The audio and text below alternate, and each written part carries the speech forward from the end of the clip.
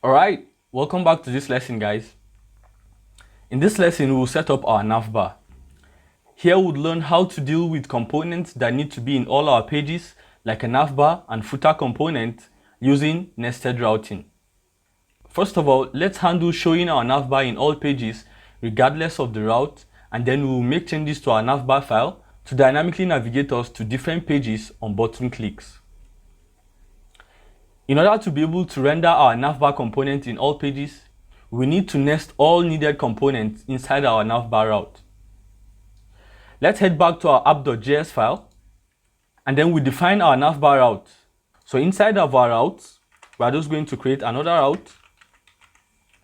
And since we will nest other components inside of it, we will create it with opening and closing tags, just like this. Then let's import our navbar component, just like this. And then we pass our navbar component as our element prop, just like this. And then for the path prop, we just add a /.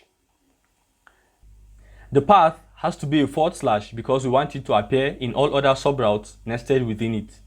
And that will not clash with our homepage path, because the exact keyword we use there will simply make sure that is the exact component that shows on that path.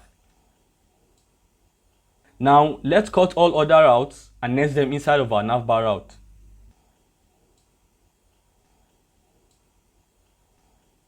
Just like this. With this, our nav component will show up in every route nested inside of it.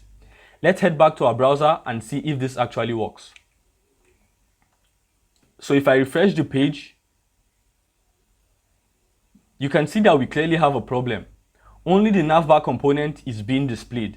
Let's try going to the users page to see if we have the same problem over there too. /users, I hit enter. As you can see, even at the users page, we have only the navbar being displayed.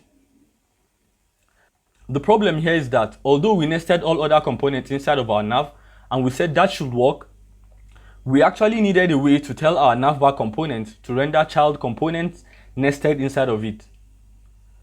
For that, React Router offers an outlet component that allows us to do this. Let's go to our navbar.js file and make use of this component in real time. First, let's import the outlet component from React Router DOM.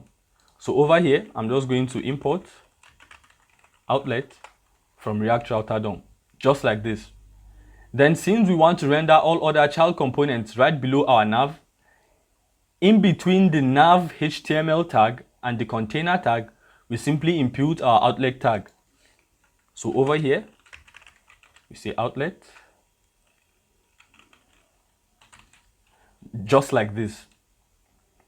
Now, if we head back to our browser and refresh the page, as you can see, we have the navbar and the home component showing.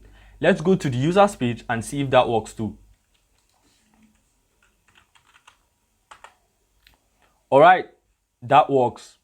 Now, in the next lesson, let's actually make this navbar dynamic, so when we click on these links, it actually takes us to different pages based on the links we click on.